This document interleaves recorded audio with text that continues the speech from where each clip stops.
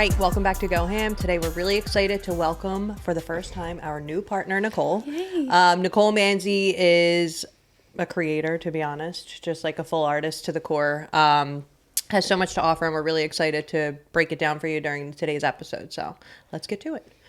Welcome. Juicy. I'm excited to be here.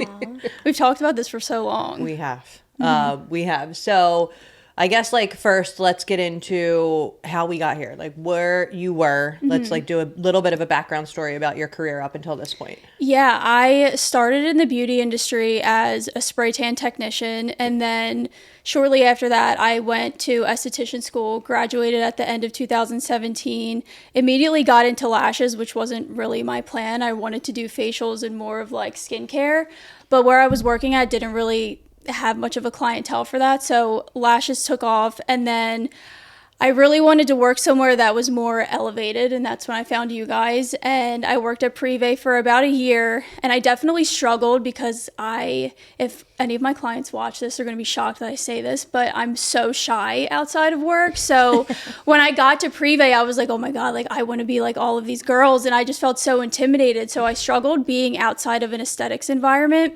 But then when I went back into an aesthetics environment, where my specialty was, my books just exploded. When I took everything that I learned at the salon and applied it to aesthetics, it just went crazy, and it's been wild ever since. Yeah, it's so interesting. It's so insightful hearing her. I mean, you speak so highly of your experience at Privé, and I know it wasn't long. Yeah. But it's really, it feels good. Yeah, totally. And it's funny hearing her say she's intimidated by the girls at Privé, because I feel like what you do and you're no one else can do. Yeah. So. I was I just wanted to be like everybody, and I felt like I was studying all the girls more than I was getting to know them. I was like, how does this person do this, and how does this person do this? And her books are crazy, so I just feel like I was a sponge, and I absorbed everything and just kind of applied it to my field. Yeah. Well, full disclosure, we kind of struggled having you. I think it got to a point where felt like we were doing you a disservice, because we were trying to be service providers of all the things, so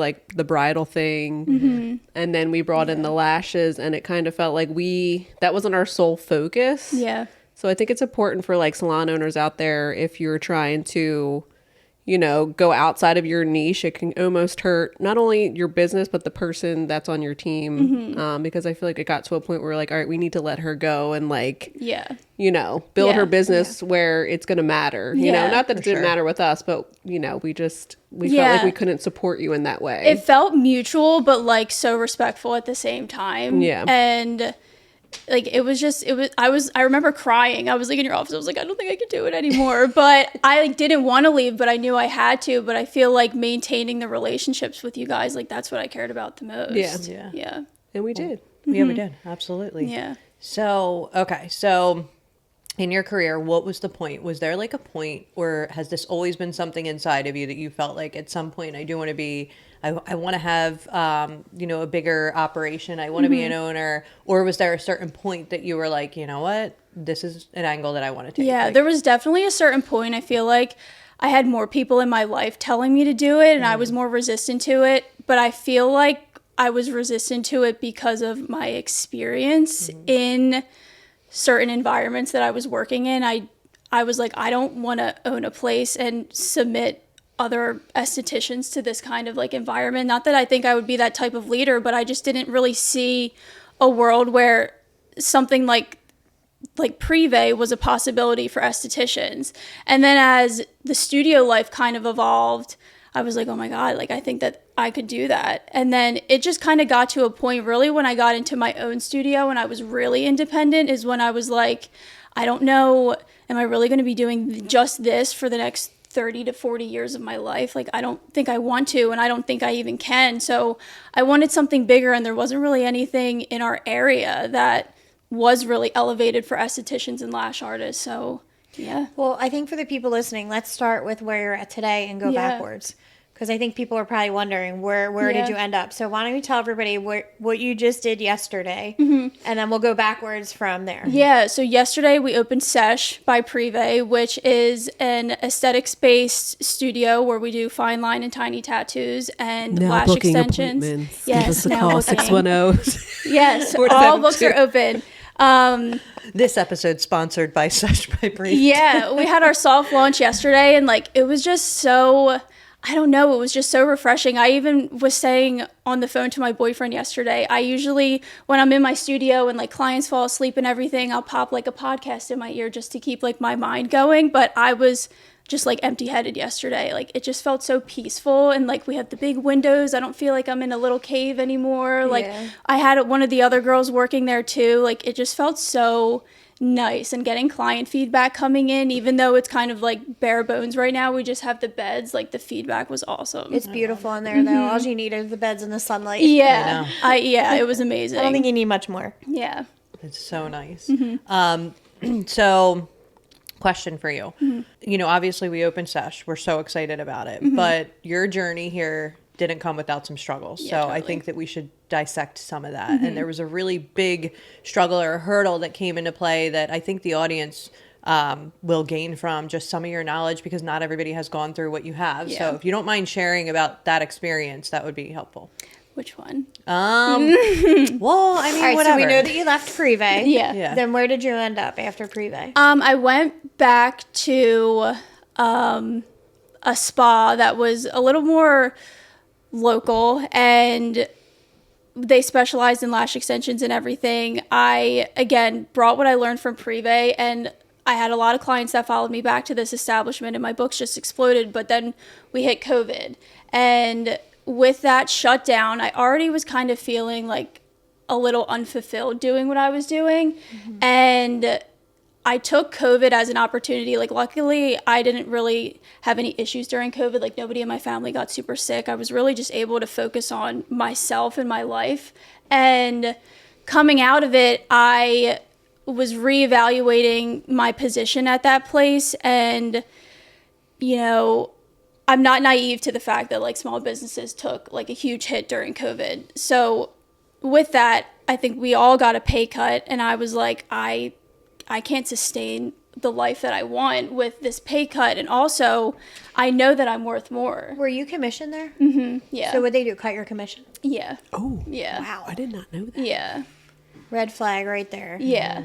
And I also was I was being held at a level that I knew I didn't deserve to be held at, and it seemed like I was being held at that level to make other people feel better that worked there. Because I left for a year, it felt kind of like a punishment. So that, on top of, again, coming out of COVID and practices not being taken seriously. Like, the reality of being an esthetician is we're breathing on each other for hours at a time. Like, we're face to face. So when precautions weren't being taken seriously and it was making clients uncomfortable on top of a pay cut, I was like, I need to really reevaluate the situation. So it kind of forced me into being independent. Like, I could control my entire environment. I could keep it as clean as I want to. I can follow the COVID precautions that were in place. So yeah, I just kind of like took the leap. Like, me and the girls that went into there, we kind of had like the pick of our own studio, but like we played it safe. We got a smaller one and everything. So hold on, just to clarify. So after COVID, you went back to the establishment you worked at after Privé. I evaluated my place there. But did you ever go back and actually work after COVID? Yeah, I went back for what I offered, like a 2-week notice. I let them know I wanted to like help them get back on their feet. But after 2 weeks, like, I do have to make other decisions. So that's when you took a different avenue and found Sola. Yeah. Okay. Yeah. Sorry. And but yeah, we went into Sola, and it just, they were like so supportive of everything. They helped us like get everything set up, gave us all the direction for like licensing and whatnot, and like it was great. And you were happy there, and life was good. Yeah, I loved it. I had no issues at Sola. Like, I thought it was like so easy. So let's backtrack quick. So you decide, you and a few of the other girls that were at this specific place decide that you're going to go independent. Yeah. Now you deliver that message to the owners, and how did that go over? My phone call seemed okay. Wait, did they let you work the 2 weeks out? Yeah, they wanted me to, but I cut it short. Okay. Because, you know, I saw some like feet under the door trying to like listen in on me talking to clients and everything, and like I was just uncomfortable. And then after like a week, I was like, yeah, like I Okay. can't do this. Okay. But I made sure, like, I said it in front of a camera. Like, I made sure I did everything so correct, so there was no room to, like, get me or anybody on anything. Yeah. Like, and that's But you weren't unfortunately doing anything. You put in your 2 weeks notice and you were leaving gracefully. Yep. And you were just going to pursue a different avenue. Yep. What is wrong with that? Well, Yeah. that's what Well, hold I'm on, like hold on. confused by, because like, how do you let somebody finish out their 2 weeks but then turn around and like slap a lawsuit on them? Like, Okay. So well, we didn't get there yet. There Hold we on, go. hold on. I just want to make sure we're like. I feel like it's like ping ponging. Yeah. So I just want to say, okay. So an important point that I think we should make for the audience here is that, number one, if you are putting in your 2 weeks somewhere, don't go into business and bash it. I'm not saying that you did. Yeah. But I am saying that like that 2 weeks can be volatile. It can be a situation where like, don't come in and talk about all of the reasons why you're leaving or I agree. where you're going and all of the benefits of that Yeah. place. That can be slightly disrespectful to the owners. Correct. And on the other side of it, owners, if you're going to allow someone to finish out their 2 weeks, don't be hounding them. Don't be, you know, making it yeah, uncomfortable. It's not an opportunity for you to like just No. start like. Yep. It needs to be a graceful exit on both sides. It has And that to was be the thing, an too. understanding. Like, okay, it's okay that you're Yeah. still here. There's no hard feelings. Yeah. Yep. Like, That was the thing too, like I already left that place one time to come to Privé, and I went off of that because I did it correctly that time. I went to Privé, a couple clients followed me, it was no issue. I didn't tell them where I was going. They found out where I was on my social media. Social media is marketing, it's not soliciting. So I did the same exact thing this time. I made sure if a client had a question, they had to reach out to me first. If they saw me on social media, it's public. Like that's like I can't control that. And like I knew exactly what to do and I did everything so correctly, but knowing who I was working for, I made sure everything was in writing, everything was on camera. There was no phone calls, everything was written in a DM, like everything was documented the whole time. Okay. Because I was ready. oh, you were Okay. smart doing that. Yeah. Really smart. So you have your phone call, your partners have their phone call. When did it start to get hairy where it was like, uh-oh, this is going to be Probably a like problem? within that week that I went back, when I started like I don't even feel like I caught anything actively happening. It was kind of just like a feeling, and then seeing like again the shadows under the door of like feet standing there trying to listen. I'm like, I'm just reconnecting, like catching up after COVID, but like now it feels like I'm being watched, and Right. it was just really I thought you were using a metaphor when you said I saw the feet under the door. I was like, no. wait, oh no, literally. No, legitimately. And I'm like I get it from an owner standpoint, like that can be scary. Like your top service providers aren't coming back after a certain amount of Well, weeks. you had mentioned that your call was pretty, you thought it was okay. I thought it was okay. Okay, yeah. so did everybody else how many girls left? So I'm aware of 4 that left around like the same time in the same week, but there was other girls after that that either didn't accept their position coming back or like something. So something the else owners are happened. probably taking this as a walkout. Yeah. Yeah. Of course. Okay. Yeah. Which right. I like it sucks. Like I empathize, like that sucks. And then Yeah. you have COVID on top of it, like that's a huge hit. Yeah. But at the same time, like I'm just trying to move on with my life Yeah, and like right. do better. And if you And that's can't your offer me prerogative. what I'm worth, like I can offer me what I'm worth, and I'm going to Exactly. take that somewhere else. Okay. So you give it a week and then you get into your studio with your 2 partners, correct? So there was 4 of us total, and we weren't even like business partners. Like we all had our own separate LLCs. We were literally just Sharing roommates. the space, Yeah, like we wanted to keep our businesses separate. Like honestly, just for like the health of all of our relationships and everything. And we did split product because we were splitting the room. So we like would split inventory and divide that up evenly. And it was like a really good system that we had going. And we just kept going into a bigger studio until I started tattooing, and I kind of had to go into my own studio because of like blood and everything like that. So that happened like 2 years ago. Okay. So you get into the studio and then what happened? When did you get that piece of mail? It was probably like, I think it was the end of July 2020 to like the beginning of August. And it was like a cease and desist and everything, pretty much asking us to like stop operating. But like we saw it out representation, and like our lawyer was incredible, and we ended up in litigation for 5 years. Did you ever sign an NDA? No. So no Non-compete? NDA was signed. No. Non-compete? Or, No. no, I'm sorry, a non-compete. Yeah. So a non-compete wasn't signed. No. And you were in litigation for 5 years. Yeah. I can't even a lot of imagine what money. that bill looked like. It's a lot of money. Yeah. Yeah. Wow. And they didn't waste any time. I mean, you were in your solo suite for how long, and then you got your Not even operating yet. Yeah. Never Oh my took God. a single These client before owners. that. Yeah. So fast forward, it winds up fizzling out, correct? Yeah, pretty much. I mean, like the first 2 months I was sick. Like I have documented health, like that I was sick. I was waking up for 2 months every day between 4 and 6 a.m. like dry heaving and getting sick. I dropped to like 85 to 90 pounds because I like couldn't even eat anything. I was so anxious.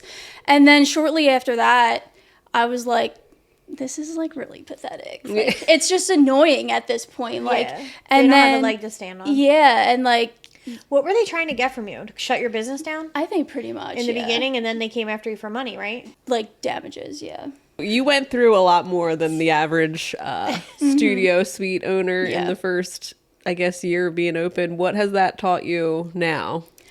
I mean, I feel like maybe a few years ago it would have taught me like to have those documents in place and everything like that. But I feel like at this point, with the access that clients have to their service providers and everything, I feel like from a business standpoint, the most important way to protect your business is to just like uphold integrity and like have good relationships with your team and have good relationships with your clients and even like other local businesses, whether they're in the same industry or not. Like you if you act like that, that's going to spread like wildfire. It's like a kiss of death for your business. So just accept it and move on. Like it happens. If you don't know the industry that you're in, like I can't help you.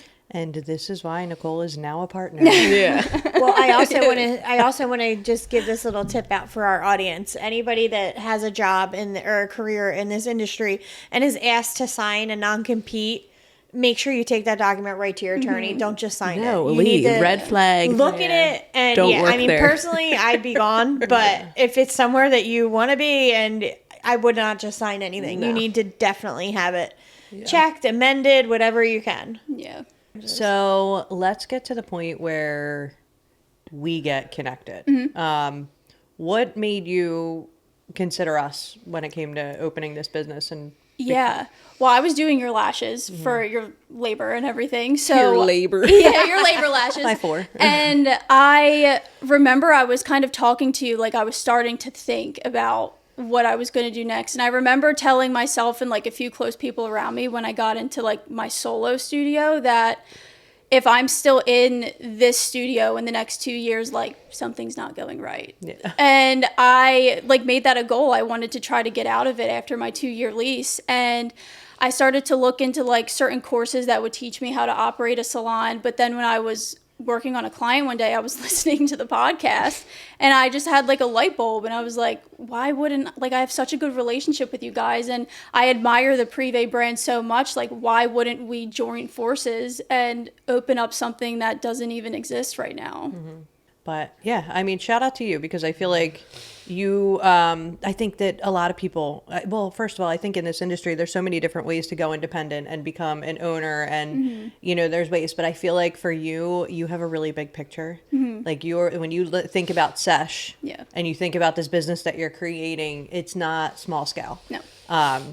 So I think when you decided that and you and I going back and forth and talking, we used to always talk about business stuff and I was happy to answer any questions. And that day when you asked to meet with me, I thought it was just more of like mentor. Yeah. I have a few questions about how to go about this type of situation. I just feel like you went into it knowing like, I want to do this. Yeah. I want to do it the right way and I want it to be big. Yeah. And I think in that moment you probably were like, Well, You guys have fucked up a lot. I don't want to do that. So Well, yeah, and like I remember saying that to Nicole's like, Monica yeah, too. you did. I was like, I know I can do this by myself, but at the same time, like I've also been by myself for the past like 5 years. I don't really want to be alone anymore. know. Like Yeah. I want to be a part of a team, and like I want to have a team and culture like you guys have built at Privé. Like, I think it's amazing that, and it's kind of remarkable that when we were first talking about opening, I was like, all right, Nicole's going to open.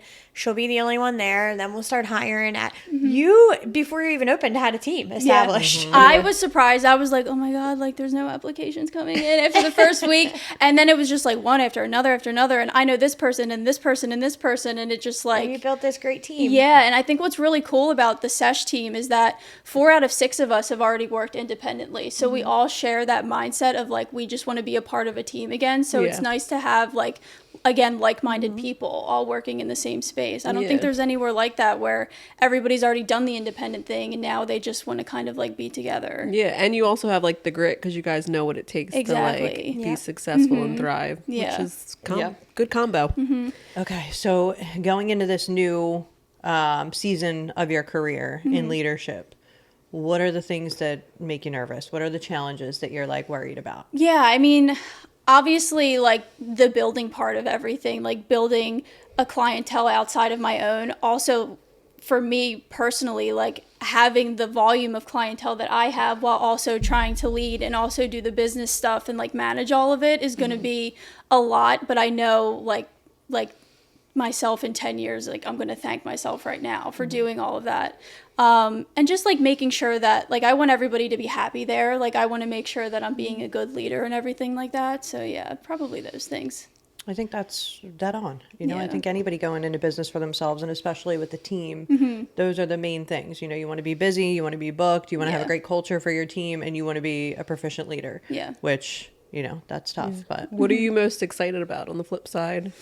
I mean, honestly, just like seeing it grow. I already seeing the girls' excitement of everything. Like that's been like so validating in all the decisions that I feel like we've made, their excitement with it. And yeah, like even the girls that are new, I'm excited to see them like starting to get into it. And I've never really trained anybody either. So seeing them come in initially and learning all the things and then coming back after a training and seeing how good they are already, it's like really cool to see, like passing on all the things that I learned. Yeah, you're a great teacher. I feel like when we've been on interviews and they've brought up concerns about certain services, I can like see your face and you're like, well, I actually have a solution for that and I can train you on it. So that's a great quality to have. Oh, thank you. She's invested so much in her own career, and it's like, when I say the creative aspect, you are such a creative, like to the core, which I love. And I feel like another passion that I've identified in you is I think that you really like to see other people grow, which is essential when it comes to teaching. So I just think anybody who's going to be working under you is so blessed, and it's just going to be, it's going to be great. Really excited for that.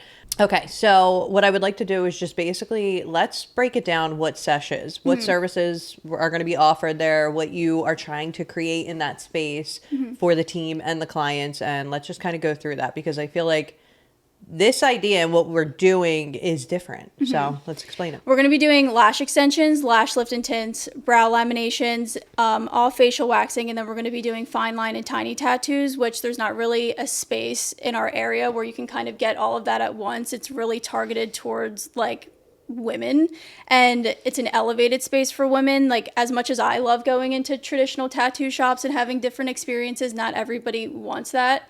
So it's going to be a safe place for women to kind of get like all of their services done. And a lot of the services are going to be timed in a way that fit into like a busy schedule. So the goal is to kind of have it feeling like a revolving door, but it's curated to every client. So not every client has the availability or even wants to come in every 2 to 3 weeks and lay there for an hour and a half to 2 hours. Like we want it to feel like they're in and they're out, but their time there is slowed down. Is this inspiration from you coming in? Hey, my lashes are fucked, but I only have 30 minutes. Honestly, yes. I'm like literally, like if you can get me out in 25, I'll take what I can get. Yeah. And you like honestly, let me be honest. Let me tell you something, guys. For any of the women out there that are busy, that are literally busy, like I don't have 5 seconds to myself, lashes are a game changer. I don't currently have them right now. I will be getting them back. I'm like seasonal, but I feel like when I have lashes on, I feel prettier. The way you do them is completely different than I've ever experienced in my life, which is why I continue to do them. Yeah. you're fast, you're efficient, and they're beautiful. And like, I love the fact that I can get out of the shower and still feel like half decent looking. Yeah. Like, so I'm just a huge fan of your method when it comes to lashing. Thank you. And I'm so excited to have other people trained and be able to provide that opportunity to more women. And I just think about the people who are like us, just like busy, we don't have time. It's just one less thing I got to worry about. But with that, I also want to mention this concept that we're opening with Sesh. I know it's not here, but is it on the West Coast? Like, is it out there? I know you've experienced some places. I don't know. Yeah, I mean, where I went and learned, my mentor is in Scottsdale, Arizona. And when I met her, it was like, again, validating for what I was doing, because her process and journey being an esthetician and a tattoo artist is exactly the same as mine. Like, the amount of time she spent doing lashes to the amount of time she spent doing tattoos. So even like seeing what she built, like that was a huge inspiration for me to like kind of combine everything, as opposed to having like aesthetics here and tattoos here. But yeah, I know that there's a couple places that are starting to do tattoos. Like, unfortunately, tattoos aren't the most regulated thing in America, which is kind of crazy. But really, anybody can start tattooing. You just need to know like the fundamentals. And if you have a steady hand, which I know is my skill, like I don't have a huge background in drawing or art or anything like that. But my skill as a fine line tattoo artist is a steady hand. So I'm able to really do whatever they submit. Interesting. I love it. I think we might have like some listeners who are probably interested in like providing the service down the road. Totally. Could you like talk to us about how you got into it and like how long before you started doing clients? Yeah, I actually went to a girl I submitted, I think 3 times to get on her book. She was originally located in New Jersey, and she finally accepted my design. So I drove there, and it was an all women's tattoo shop, and I just loved my experience there. And I do that like wherever I go. I kind of like take what I really love from places and like try to make them my own in my space. And I was watching her like tattoo my fingers, and I was like, I can totally do that. And I found the girl in Arizona that does like the training course, because I wasn't like, I'm not the type that's gonna like go on YouTube and learn that way. Yeah. Like, I want to be credentialed. I want to show people that like I know what I'm doing, especially something as invasive as tattoos. And I took a 2-day course for like all the basic stuff, and then I actually went back a year later and I took an advanced training, which was more like detailed and shadings and light theory. And then my mentor, the way that the training class goes, because you only have a certain amount of time with her, like she throws you onto humans the next day. So I tattooed like 5 people after like only holding a machine for a few hours. Oh, wow. Yeah. That's awesome. But again, I had like the steady hand for it and everything. So I feel like it was just kind of learning like the depths and all of that. And then did you come home and immediately start taking clients for it? Oh, or? yeah. Oh, okay. Yeah. Oh, wow. Well, and I feel like because I had such a, like, I had clients that trusted me so much with their lashes and, like, their eyeballs and everything. They were like, yeah, you can like, practice on tap me so, up. I like laugh. So I don't have any tattoos, but I laugh because when we were hosting our Privé 10-year anniversary party, and we throw around the idea of possibly having the fine line tattoo artist came, and you and Maria came, and the lineup of crazy. people trying to get tattooed was like insane. I gotta be room was honest, full. when this whole business thing, like, I'm like, how many people out there want these tattoos? And then after that, I was like, dude, Yeah.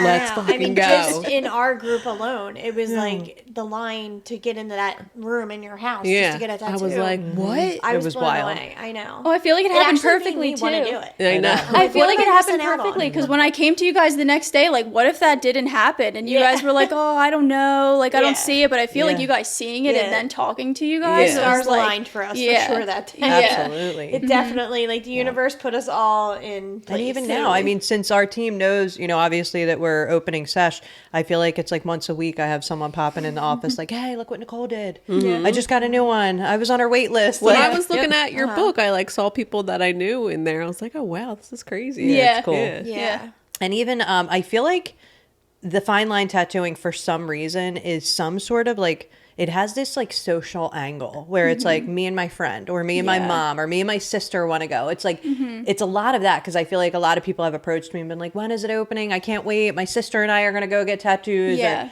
like, I feel like it's just like different. Like, it's a different feel. It's very collaborative, and I feel like that's what kind of sets it apart from also traditional tattooing. Like when even all of my tattoos, most of them I sat for like 3 to 5 hours, and like you can't really have like a buddy when you come in there and do that because you're just laying there, you're kind of like toughing it out the whole time.